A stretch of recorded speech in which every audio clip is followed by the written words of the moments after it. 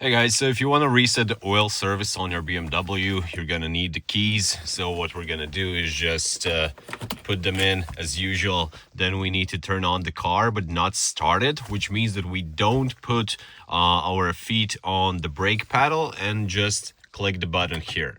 The dash will light on, the car won't start. It's exactly what we need. So then we need to scroll with this BC button here till the screen is in a blank position. So it's V, now it's blank. Then we have this button here, press and hold it for like 5 seconds or something. Press it again, and we have the oil with a kilometers 4,600.